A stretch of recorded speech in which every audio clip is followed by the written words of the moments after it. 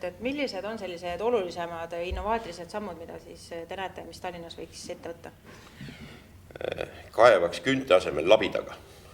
Ehk see on kõige suurem innovatsioon, mis ajaloost on teada.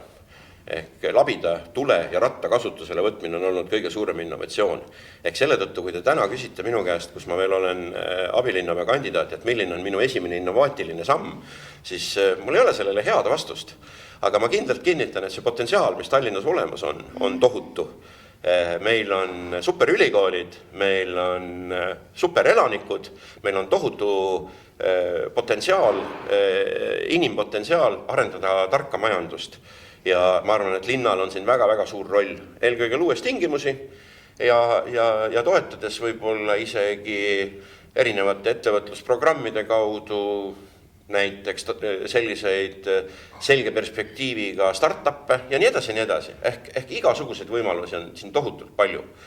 Et ma arvan, et 21. sajand eeldab seda, et Tallinn peab olema ja saab olema ja on kaasaegne Euroopa pealinn, mille poole vaadatakse kui sellise linna poole, milles on väga palju sellist, mida selles vanas maailmas ei eksisteeri.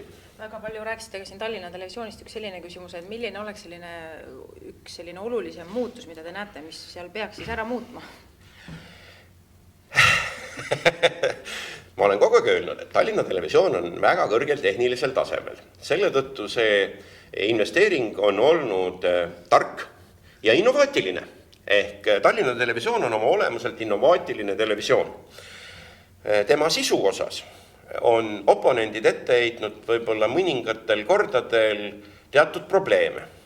No pole hullu, vaatame läbi, arutame, mõtleme, teeme ta selliseks, et seal tahavad käia kõik, anname neile selleks loomulikult võimaluse ja mina arvan, et kui me tahame tõsiselt areneda ja linn endiselt tunneb, et see on väga vajalik, aga näiteks miks mitte kaasata erakapitali.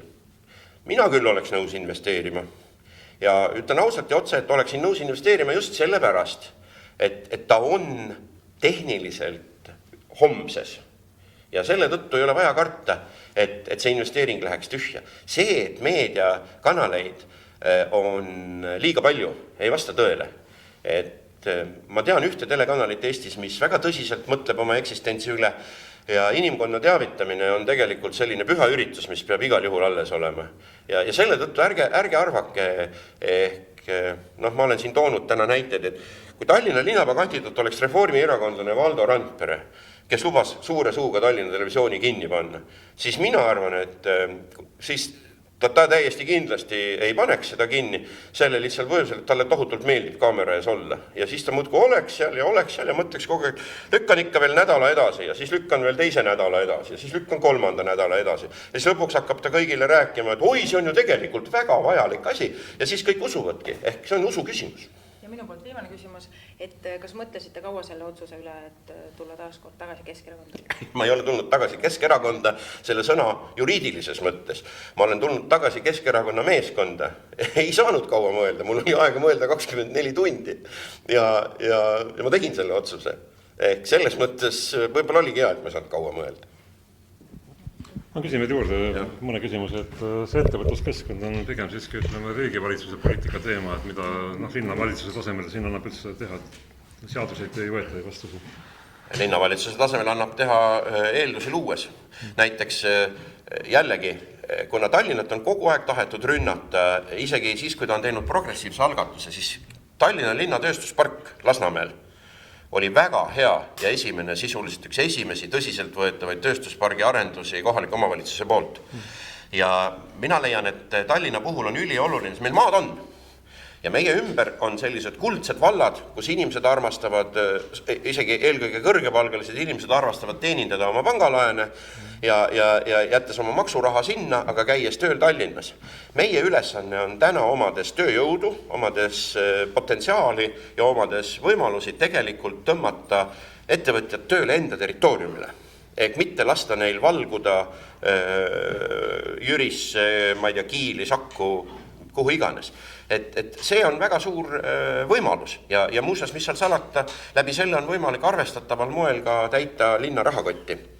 Sellepärast, et võib-olla alati, näiteks üks instrument on hoonestusõigused, mis võivad olla pikaajalised ja toota linnale püsivat kassavoogu, mis tähendab seda, et omand ei muutu, aga ettevõtja teatud aja askeldab ja siin on, see on tohutu potentsiaal.